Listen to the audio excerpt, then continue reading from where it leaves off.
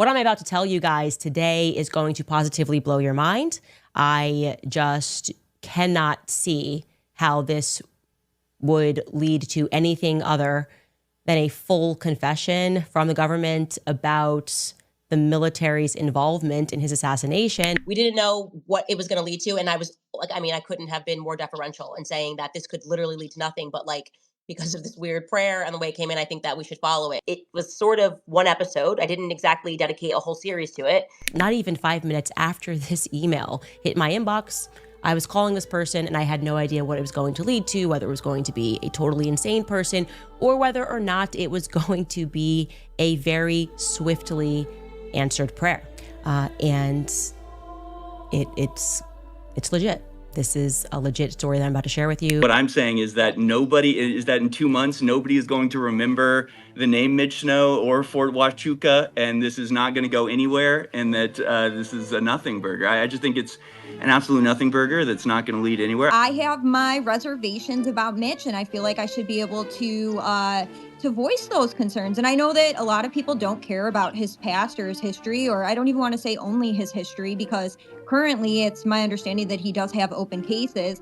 But when we're looking at, somebody's credibility, how can we find them credible if the only thing that we have to take is their word for something? And right now it's he said, she said. He said that he saw people there and we can only take his word for it. And when you have every single person in his life, not only the exes, but his children, who he's never had custody of any of them, they all say the same thing, that he's a pathological liar. I have trouble trusting an individual like that. Yeah, do I think he's like paranoid? Do I believe that he probably hasn't been like the number one father in life? Sure.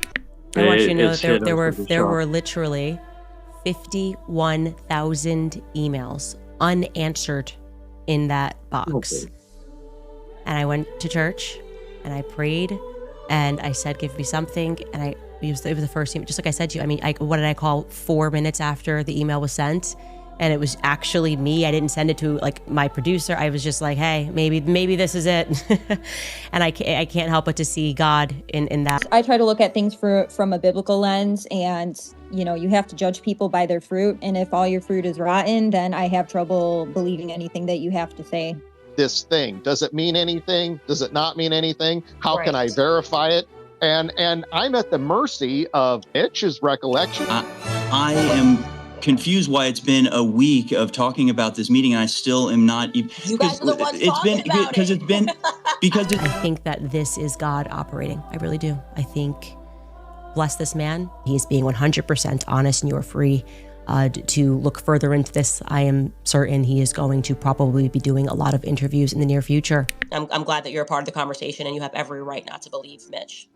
It wasn't like I'm not married to this, Candace. I'm not married to this guy. I'm not married to this theory. Like, if it's nothing, then it's nothing, right? Yeah. And I'm going to need really big receipts to believe it. So far, you haven't connected it to the assassination in any way whatsoever, except that maybe this guy thinks that he saw people that are around Charlie Kirk. Clearly, the insinuation is that these people had something to do with the assassination, and you can make that claim or not, or pretend that you are, or pretend that you're not, but you obviously are. But that's all. I don't really care about any of that. Thanks, but you have to. I know Harrison wants some very hard, wants us to make allegations, and he wants us to make a mistake, more than anything else. Well, I don't. Hold on. Why would I want you? Why would I want you to make a mistake? Well, if you don't know Harrison, then you can just keep watching the show. You're not required to you're demanding. What is it? It's I don't know. I just got the picture, man.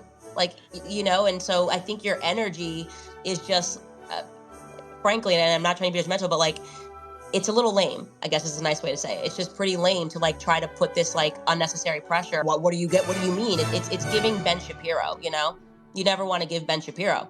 Just wait in terms of why this suddenly feels very important when we were all willing to accept. I did one episode on this, guys. Like I said, I'm going to put together a fundraiser for you, imminently. So, and this is obviously it's just the first conversation we're having. I just want to thank you from the bottom of my heart, not just for sharing what happened. And I do believe you are a missing piece of this. I don't know what comes next, but I just want you to know that you have an ally in me, and I hope you see that I am a fighter. And when I see good people and bad things happen to them, I will fight. And same for the people that watch this podcast, they are fighters as well. So, and they've had my back and they will have your back. I promise you that. You know, like, hey, this guy said this, whatever. And then all of a sudden you guys every day are obsessing over it. Won't let it go. I had him on the show. That was it.